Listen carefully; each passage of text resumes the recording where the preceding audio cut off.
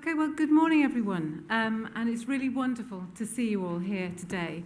My name is Gillian Hyde, and I'm delighted to welcome you all to our conference on dysfunctional leadership.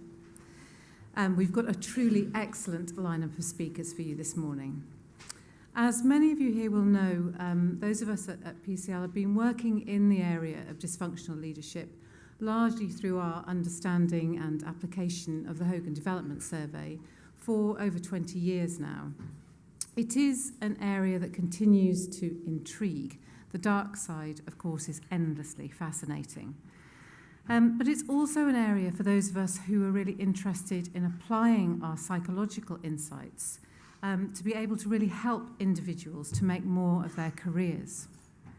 I guess we're all here today because we have some interest in and understanding of the human condition, some understanding and appreciation of human fragility and frailty. We are not all perfect, far from it. And in the workplace, it seems there are increasing pressures on managers and leaders to aspire to a surely unattainable ideal of being variously motivating, inspiring, charismatic, responsible, engaging. The list goes on and on. So the purpose of today's conference is to focus on elements of what can go wrong for leaders in terms of their personality and in how they behave and interact with their colleagues, and to reflect on what we as psychologists or coaches or HR and leadership development consultants, what we can do to really help leaders work around some of these inevitable failings. So just as there are many ways for leaders to be effective, there are also many ways for leaders to be bad, ineffective, or simply mediocre. And we will all have our own characteristic style, our own way of getting it wrong. And we're going to hear about some of the ways that leaders can be dysfunctional this morning. And so it gives me great pleasure to introduce our first speaker, Scott Gregory.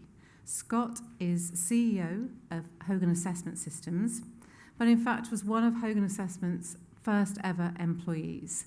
He completed his PhD under Bob and Joyce Hogan, and he participated in the early research on the three Hogan measures, the HPI, HDS, and MVPI. He then went on to work for various global consulting firms and became an expert in executive recruitment. But he returned to the Hogan fold in 2013 and was named their CEO in March of this year. This morning, Scott is going to talk to us about absentee leadership. So I'd like to hand over to Scott now.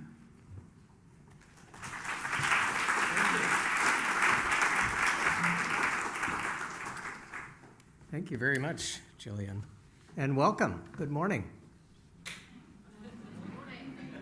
Okay, no, let's try again. We don't want an absentee audience, so good morning. Good morning. Wonderful, thank you. Well, it's very fun to be here, and I have to say that when Gillian first invited me, I thought she was inviting me as the example of dysfunctional leadership that everyone would make fun of. But so imagine how thrilled I was when I found out she just wanted me to speak about it. So I'm going to talk a little bit about what we're calling absentee leadership. This is a leadership style, or sometimes I refer to it as a type, although the academics in the room will not recognize a type here. But I'm going to talk about some of the research around it and try to give you a few examples to bring it to life a little bit. I think it's a really important aspect of or style of dysfunctional leadership that is often overlooked and typically not talked about very much. Just as a little background, I want to talk a little bit about just styles of constructive leadership, styles of destructive leadership, and then talk about how absentee leadership is distinctive from those. So you'll recognize a lot of these words on the slide here. The initiating structure, providing consideration from the famous Ohio State studies, typically referred to as situational leadership. balancing this, providing guidance and structure with providing support and coaching and development advice and so forth. Transformational leadership, which is about going beyond the status quo and sharing a vision and inspiring followers. Transaction, which is precisely the opposite, that is being very execution focused, et cetera, et cetera. The last two here are really important because these are parts of the research on laissez-faire leadership. And laissez-faire leadership research has been around for, over 50 years now, so it's nothing new. But these are sort of the two typical ways it has been talked about, that is managing by exception active, meaning that that's a leader who really doesn't involve him or herself very much with direct reports with the team, but is always scanning the horizon for problems. And when that person detects a problem, jumps in to try to help solve it. And then management by exception, passive, as you might imagine, is a leader who also is not paying much attention, not directly engaged with the team day to day, but when things break, and when he or she notices something going terribly wrong, they step in to fix it. So two aspects of laissez-faire. I'm going to come back to the notion of laissez-faire leadership. But these are all ways of providing constructive leadership, positive leadership. At Hogan, we call these the bright side, or having to do with the bright side of personality. That is, these personality characteristics that show up day to day that generally help us achieve goals and help us work with other people constructively. They're characteristics that are easily observed. They're demonstrably related to job performance. People see them at work day to day. They're not mysterious in most ways, and they predict culture and other important organizational performance outcomes. And those are all related to those styles of constructive leadership. Now, on the other hand, we're here to talk about managerial derailment or dysfunctional leadership. And in our research, it shows that derailment is often the result of one of 11 key characteristics, one or more, dysfunctional personality characteristics, which include things like being a bully, not communicating effectively, lying to people, micromanaging the team, et cetera, not supporting the team in a variety of ways. And these are easily observed too, typically, particularly by the led, maybe more so than more superior people, because they tend to pop out most when we are relaxed, when we're in power, and can display our worst tendencies without fear of reprisal. And we capture these in a measure we call the Hogan Development Survey, the HDS, which is our measure of the dark side, which Jillian mentioned. And bosses either rarely see these characteristics or often ignore them. And I'm going to come back to that point with regard to absentee leadership, because it often gets overlooked. But teams and direct reports always endure these characteristics, these nasty characteristics. But these are things that drive overtly destructive leadership. I'm going to talk a little bit about a different style that's not so overtly destructive, but I want to introduce a little model here, and the next couple of slides will build on this. There are some researchers in Norway that I think have done some really interesting work on dysfunctional leadership approaches, and provide a way to categorize them in terms of, is this leader a positive impact on the organization that is aligned with the organization's goals and the cultural objectives of the organization? And on the one hand, and is he or she supportive of the team and helpful to the team? So you can either be pro-subordinate, pro-organization, anti-subordinate, anti-organization, et cetera, which they have labeled supportive, disloyal. That is, I support my team, but I may bend the rules in the organization as necessary to make sure my team is supported. What he calls tyrannical, or they call tyrannical, that is being negative essentially toward everyone involved on my team, but really, really clear about the organization's objectives and willing to make the team suffer in order to meet the organization's objectives. And then what they call derailed, which is I neither pay much attention to my direct reports, my team, nor to the organization's objectives. I'm really out for myself in that case.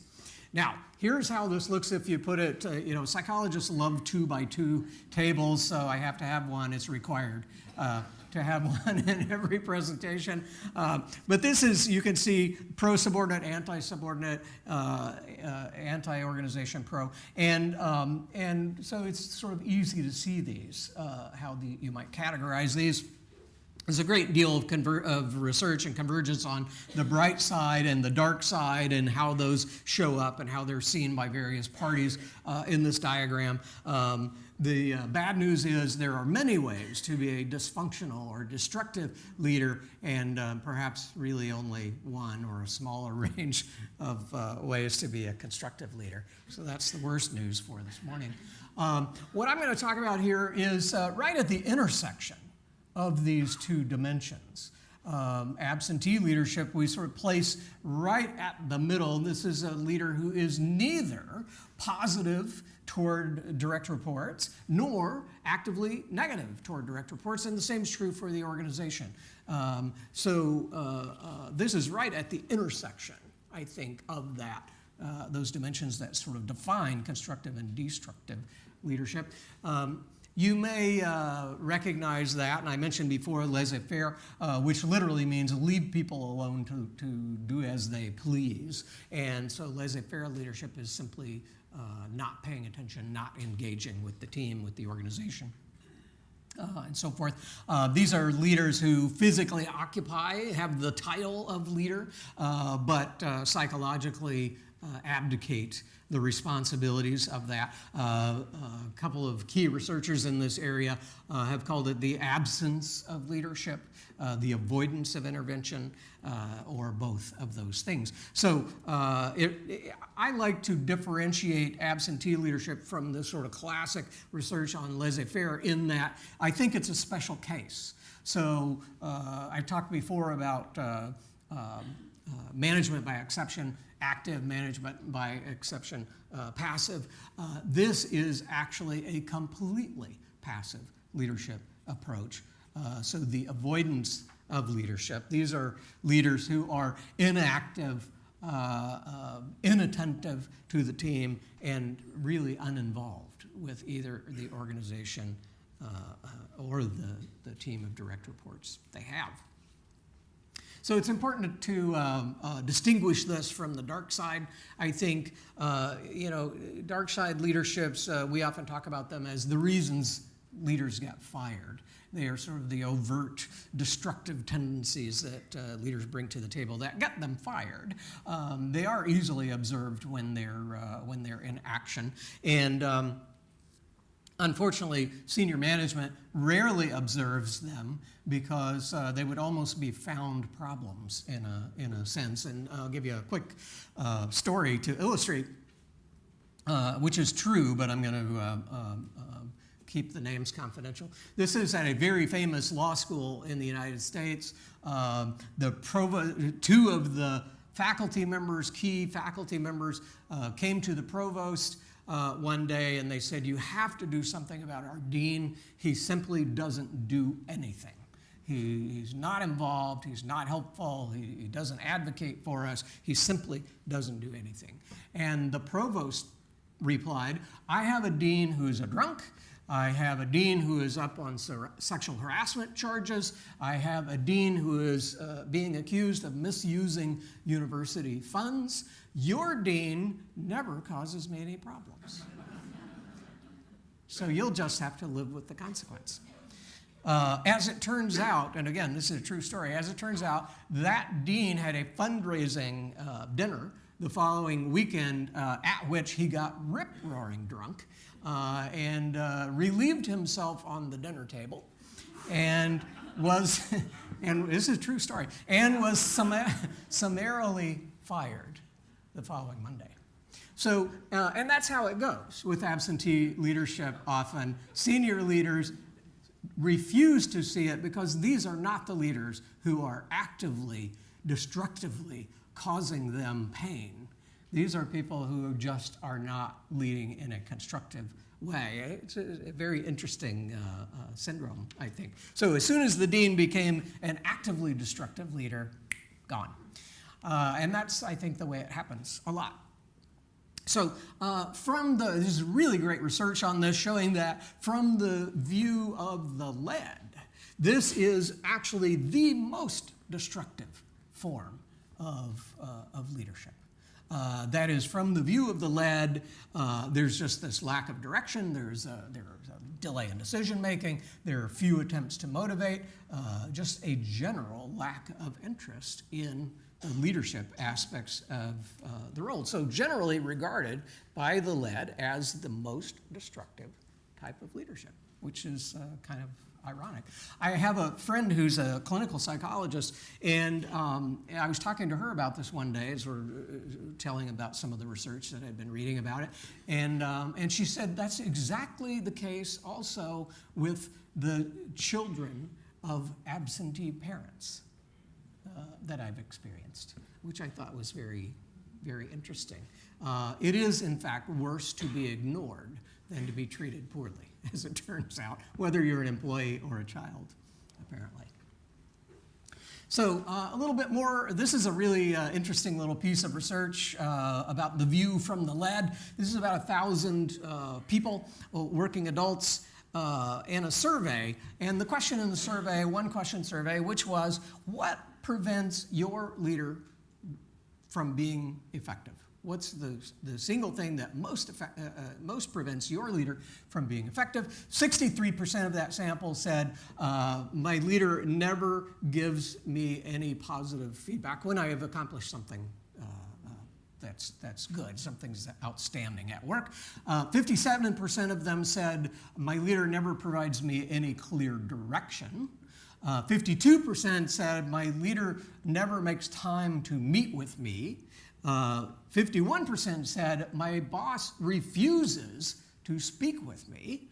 47% said, my boss takes credit for my good work. 39% said, I never get any useful constructive critique or feedback that I can use to help myself improve. 36%, over a third said, my boss doesn't know my name. And finally, 23% said, my boss shows no interest in me outside of my work tasks. That is, never get a question about family, what I did on the weekend, et cetera, personal concerns. What's really fascinating to me here, and anyone who has worked has similar comments about their boss, probably. But what's really interesting to me here is that except for taking credit for direct reports' work, all of the other points on this page are about what the boss does not do. Not what they do actively that's destructive, but what they do not do that could be constructive had they done it. That's a really good example, I think, of how common, how pervasive absentee leadership is. It's more about what the boss didn't do than what they did. So I promised a few examples, and I have a few more later. But Tony Steer, does anybody recognize him? CEO of Zappos. You know Zappos, the shoe site. You can buy shoes online.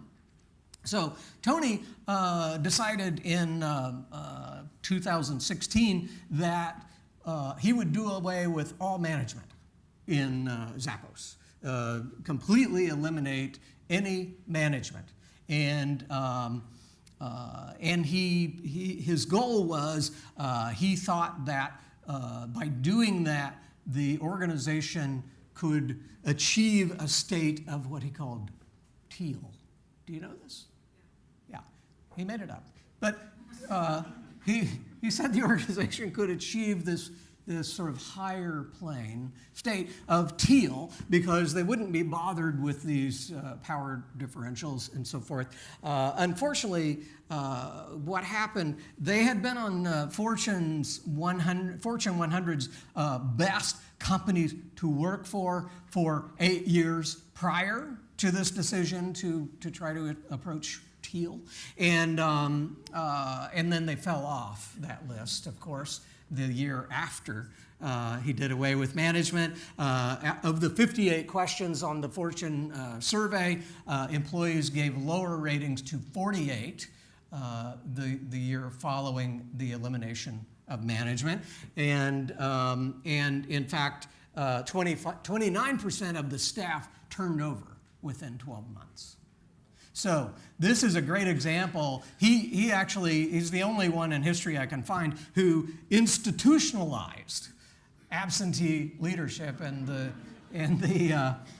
it purposefully thought it was a great idea to have absentee leadership, and the employees very, very clearly said no, bad idea. The other gentleman here, do you recognize him? Any of you who lost a lot of money in 2008 probably know this guy. He's Jimmy Kane. He was the CEO of Bear Stearns, one of the firms that clearly was at the forefront of causing the financial collapse. During the 10 worst days of the financial crisis, Jimmy Kane was often on vacation playing bridge with friends. He had a helicopter pick him up at the office and fly him away for 3 or 4 day weekends. This is during the worst financial crisis in our lifetimes, and one that he ostensibly caused a good part of, but he thought it was a good idea to be an absentee leader, apparently. During that, he's become the poster child for absentee leadership in that sense. So a couple of examples there. So the question, so maybe I've convinced you that this actually exists, this phenomenon of absentee leadership exists. I'm going to pretend that I have convinced you by now. And the question is, so how common is it really? Well, there's some great research on this, and it shows that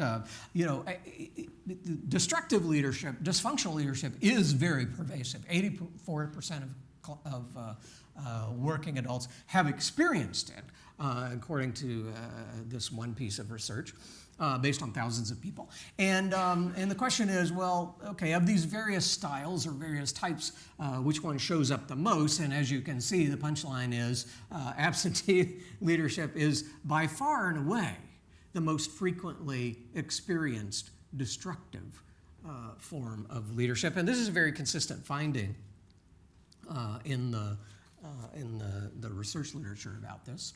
So it is quite frequent. So then, if I've convinced you, and I've convinced you that it's a frequent occurrence, the question is, so what? And this is a nice little piece of research about the so what. So again, these Norwegian researchers that I referred to before did some studies on job satisfaction and leadership style. And so that's what you have here. And the time 1, 6 months, 2 years were time points of survey about my leader's characteristics, my leader's style, and my job satisfaction. So 2 surveys given 3 times in the course of this study.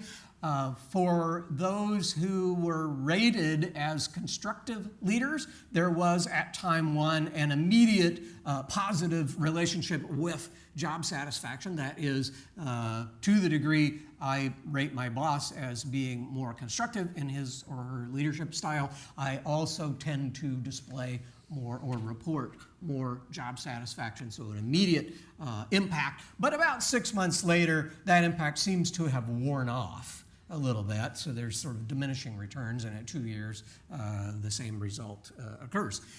For those leaders who were described as tyrannical, that is, being anti-subordinate and pro-organization, there was an immediate negative impact on job satisfaction that seemed to linger, at least for 6 months or so, but that effect also seemed to wear off over the course of 2 years. And then for leaders who were described as absentee, that is just uninvolved with the team and uninvolved in the organization's goals, there wasn't an immediate impact, but the impact seemed to build over time. So 6 months later, there was a negative impact on job satisfaction, and 2 years later, that impact remained strong. So A, it exists. B, it's a frequently experienced style of leadership. And C, once in place, the impact seems to at least linger over a period of 2 years or so, perhaps even get stronger over time. So it is not a short-term phenomenon, and there is a clear impact on job satisfaction, which I'll come back to in a few moments. So the question is, well, what's the so what for subordinates? There's really good research showing that role ambiguity increases. Role ambiguity simply means, do I have clarity on what I'm supposed to do, the behaviors I'm supposed to display, or the tasks I'm supposed to focus on day to day. So role ambiguity goes up for subordinates. Conflicts with coworkers tend to increase. There's some really cool research on bullying and showing that when the boss is absent, it sort of breeds this infighting where different people are vying for the sort of filling the gap for leadership, and as a result, bullying tends to increase. Employees tend to be less attentive to safety-related behaviors. Health complaints go up to the organization, et cetera. Well, you see the list. And so the question is, so what? All of these things are related to stress. And by the way, this is not a Hogan employee, just in case you were wondering. But it is a stressed employee, and that's what all of these are related to. And you know the impacts of long-term exposure to stress. They are well documented, and they are quite severe for employees. So in some ways, then absentee leadership becomes a public health crisis, as does most dysfunctional leadership, frankly. And there's a cost to that. So if you are just a hardcore financial person and want to know, well, so what, really, from the organization's perspective, so what? The answer is, A, job satisfaction and performance are correlated. Depending on what study you pay attention to, somewhere between 0.17, 0.13. And what's important about that is it's a meaningful relationship. That is, when job satisfaction goes down, performance tends to go down, and the same is true in the opposite direction. Job satisfaction and turnover are related, such that when job satisfaction is lower, turnover tends to be higher. We all understand there's a cost related to that. The job satisfaction and organizational commitment, that is the willingness to put in extra effort and be committed to the organization, are strongly related. And just in terms of the health care costs, there's been a bit of debate in the research literature on this, and the worst case scenario says it's in the U.S. alone, a $300 billion cost of increased employee health complaints and health problems per year. Critics say, no, that's way too high. It's only 10%. Well, I don't know about you. 30 billion is still a very significant number to me, and a significant cost if you think about that as the cost of poor leadership, the impact of stress on employees from poor leadership. So even if it's the low-end estimate, the costs for organizations, the literally hard costs for organizations are quite high.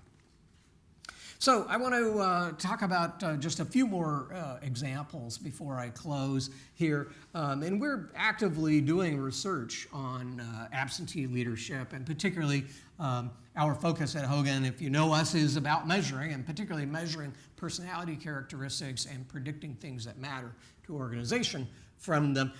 We often talk about reputation as the key that we all should pay attention to, particularly as leaders. That is, it's not about who I think I am or what I think my characteristics or style are. It is about my reputation. That is, who you think I am, who my direct reports think I am, how they would describe my behavior. So I want to give a few examples of how this might show up in a leader's reputation, and you'll probably recognize some of these folks.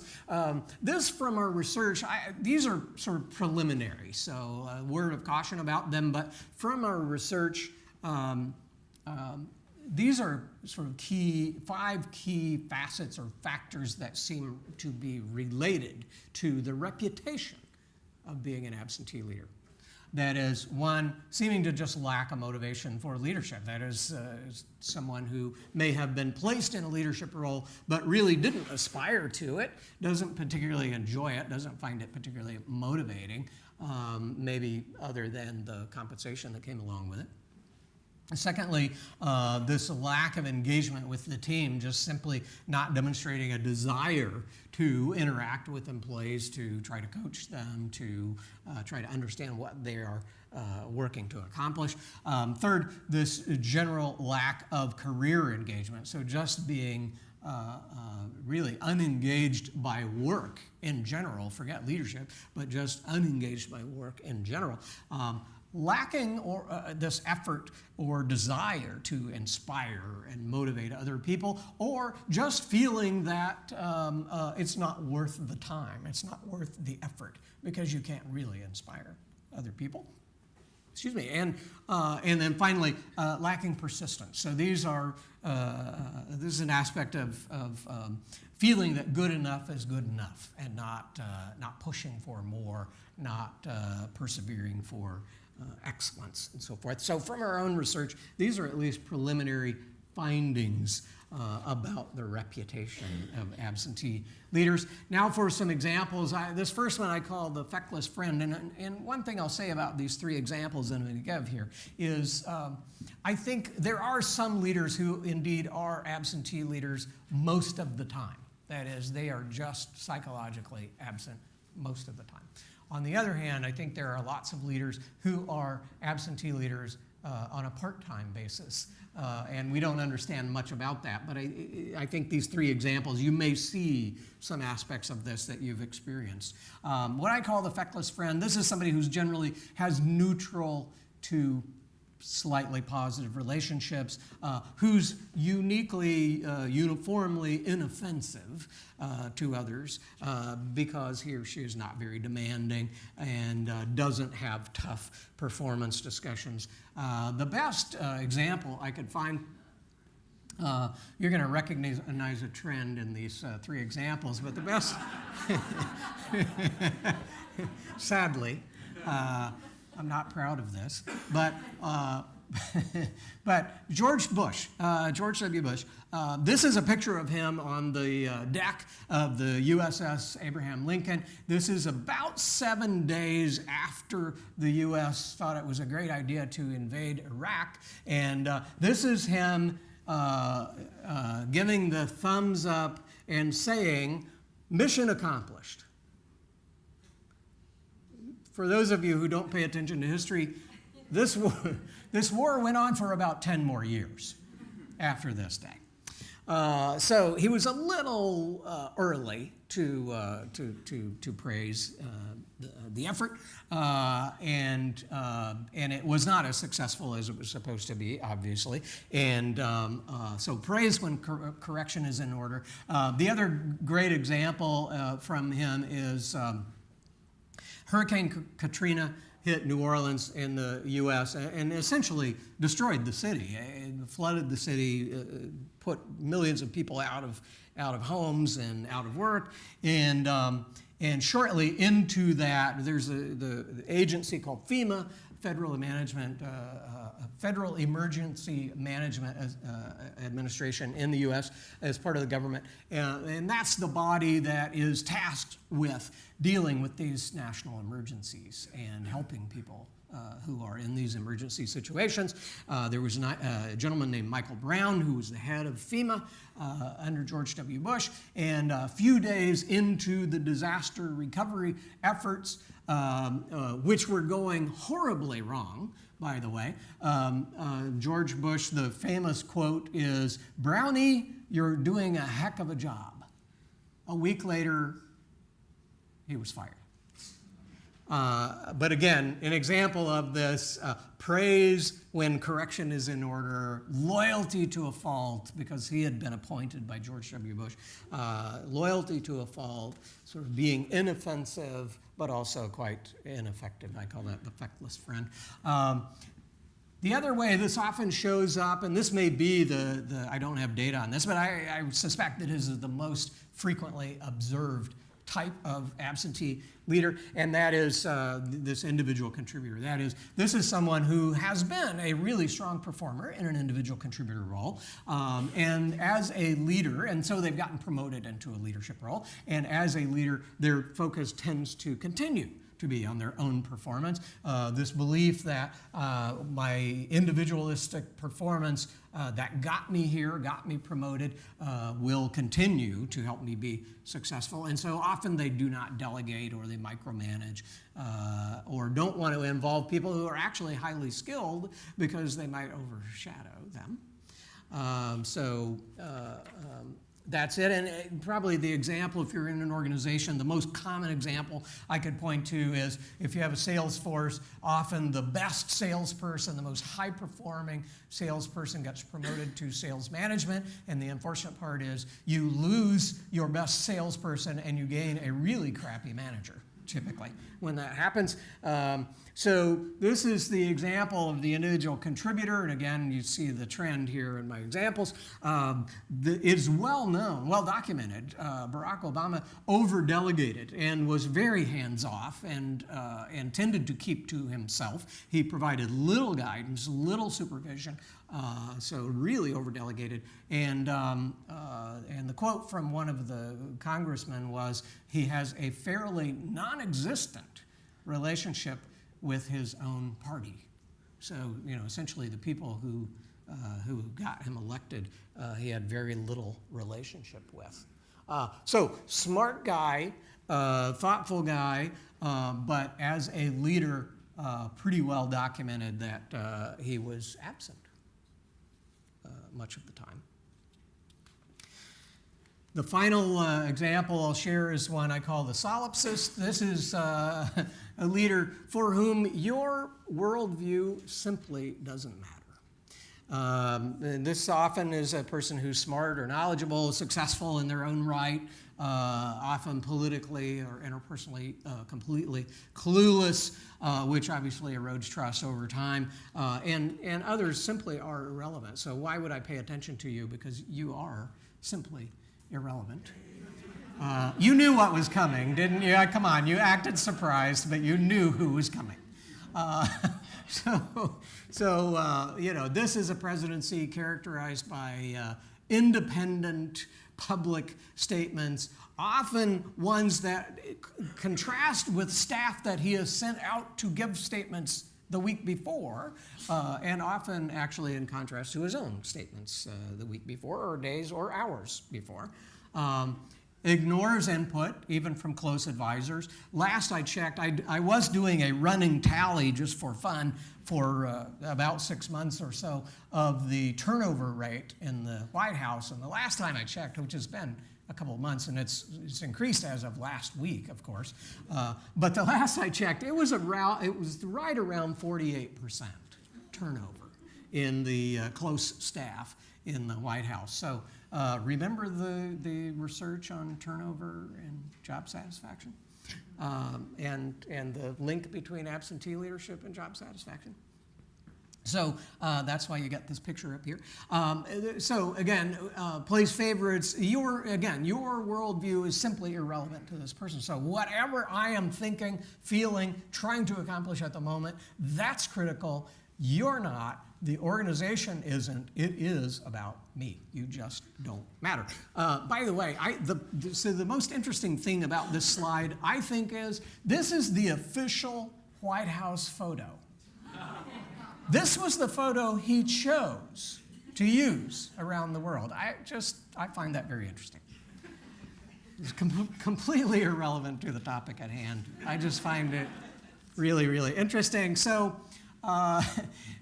in closing here, a few final thoughts. One is that it's really easy in organizations to identify high-performing leaders. All you have to do is measure the success of their team. At Hogan, we define leadership as the ability to build and sustain a high-performing team over time. So if you want to know who's a constructive, positive leader, you need to look at their teams, and when you find productive teams, you will find a constructive leader behind them or working with them. Secondly, it's also really easy to identify the tyrants in organizations. You look for places where there are teams in disarray, where there are dysfunctional teams, where there's infighting in the team, and you're likely to find a leader who is behaving in ways that are linked to that dysfunction. It's really difficult, and this is why I think it's so important to talk about absentee leadership. It's very difficult to identify them, usually, because they tend to be invisible, like the dean in the law school. Not causing any problem, not actively destructive, not causing heartburn for more senior leaders, so they tend to ignore them. They're not making trouble very actively. Teams, and particularly teams of high-performing people, effective people, sort of learn to do without them over time, so can fill in some of the gaps. Now, there's some dysfunction as those gaps get filled in, and that's what the bullying research would show. But high-performing teams, for some period of time, can probably fill in the gaps and learn to function without them. And teams with very strong individual contributors may mask the effects of the absentee leader for a period of time. But what's particularly insidious about that is that what that means is they tend to amass in the organization over time. No one's trying to push them out. Teams might be able to do without them for a period of time. So in some sense, absentee leaders are the silent killers. They clog the organization's arteries. They block succession opportunities for perhaps more successful, more effective leaders, and they accumulate over time. And as they do, the functioning of the organization tends to decrease because you've got leaders who aren't actively working to make things more productive.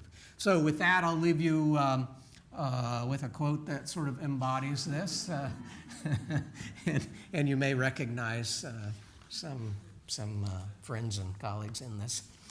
I hope not. So, thank you very much.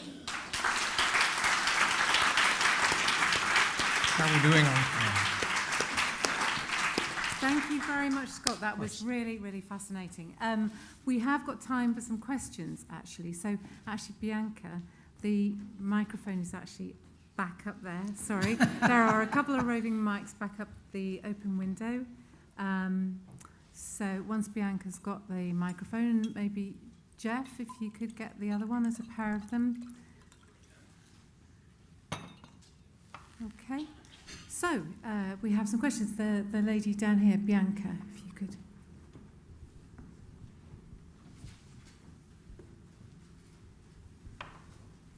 Is there any research yet on which personality characteristics, or particularly dark side characteristics, lend people towards absentee leadership? I would say this is, again, preliminary. We are doing research on this actively, but I would tell you that do you know the HDS? Are you familiar? Okay, so this will be meaningful. Cautious and reserved seem to be related, which makes sense. For those of you who may not be familiar with this, cautious is about when a person is not self-monitoring or under stress, becoming very carefully, overly careful, and as a leader, often they become bottlenecks for decision-making because there's always one more analysis to do, and these tend to be people who really have a fear of being judged by others and being found lacking by others. So that's cautious. And reserved is about being literally just being disconnected interpersonally from people to an extent that they seem unmoved by others' reactions, needs, feelings, and so forth. And so sometimes overly tough-minded and guarded and simply uninvolved. So those, from the dark side, those two, there are some bright side characteristics that seem to be related too, but... Oh, do tell. coming soon. Coming soon. Okay, Bianca, just behind you, gentlemen. I was so struck by, with your three political examples, that with a third of those with Trump, that some people are passive in certain respects and absent, but also can be quite aggressive. And I wonder whether there's a kind of passive-aggressive and how that connects to your concept. Yeah, it's a great point, and if you didn't hear, the question was with regard to Trump, that there is a certain absenteeism at times, and then there is an overly aggressive style of behavior at other times, and I think precisely, I think this is how it goes often. So, as I mentioned, there are some leaders, and I think particularly of the family business where the son or daughter inherits the CEO role, and all really either of them wants to do is go spend the money. That's come in. They really don't want to lead the organization that their father or mother or both started. That sort of classic absenteeism often. They really don't want the role. They don't show up. They don't do anything that's constructive. But I think a lot I absentee leadership shows up in bursts, in microbursts. And that's, in all three presidents that I use, I think that's the case. I mean, you obviously don't become president of the United States by doing nothing for a career, right? You have accomplished something. You've made things happen. Whether they were good things or not is a completely other question. But you weren't absent. But I think it shows up in pockets. And I think the way it shows up in Trump's case is this sort of fierce independence. So he has a team around. It's a team he chose. It's a team he allegedly trusts, and yet he undermines them in a highly independent way. And so that, I think, shows up as absentee leadership, although if you look holistically at his career or his behavioral style, I don't think you would conclude that he's an absentee leader. I think you would conclude he's a destructive, dysfunctional leader, but not an absentee leader, maybe. And I think that's true with all three of those examples. They're sort of part-time absentee leaders, and I think that's typically the way this shows up in organizations. Okay. Another question, Jeff? Yeah. Thank you. What are your starting points for countering absentee leadership and these negative effects? Well, it's a wonderful question, and so step one always is identifying them, right? So a couple of things about that. One is we're literally working on a way to identify them through their personality characteristics. That's what we do, so that tends to be our first stop along the path. But if you're in an organization and you just sort of want to test this notion, do I have absentee leaders? I think the best place to look to identify them is if you have engagement data or job satisfaction kinds of data. Look for the teams with a low satisfaction, low engagement. Now, they may not point to an absentee leader. They may point to other sorts of dysfunctional leadership characteristics. They will point to leadership in any case, but it's a good clue to look. So if you have low engagement, low commitment, low job satisfaction, and you aren't seeing these overtly destructive kinds of characteristics in the leader, that's a pretty good clue. The question is, so then what? So you've identified them, and then what? I think it's a very good question. I think part of it is, as you see in our research, just the factor analysis that I showed, a lot of it has to do with motivation. So I think starting with trying to understand the leader's motivation for wanting to be in a leadership role. I mean, some people aspire to leadership roles because it's the only way they can think of to get a raise. So I think understanding the motivations and then seeing if there are alternatives that are better is probably the best first step. If someone really is motivated to be a leader, and I think these show up everywhere, every organization, because we tend to put people in management roles and not train them at all in how to manage people. So it also could be just literally training that's needed, but I think motivation is the starting place. Okay, one last question. Nick. Bianca. Would you say that there are any positive aspects to absentee leadership? I'm thinking about things like, well, don't fix it if it isn't broken, and in employee empowerment. Well, yeah, it's a wonderful question. And I think for the right, there's no research that I'm aware of on this, but it makes sense to me that for the right direct report, the right employee, this is the ideal work situation, right? No one's bothering me. No one's placing absurd demands on me. I know what I need to do. I have the skill to do it, and I'm free to go do it. I'm sure there are cases like that. But I would tell you that overwhelmingly, the research shows the negative impact as opposed to a positive impact. That is really clear in the research. Okay, if you could join with me again to thank Scott very much. Thank you. Thank you.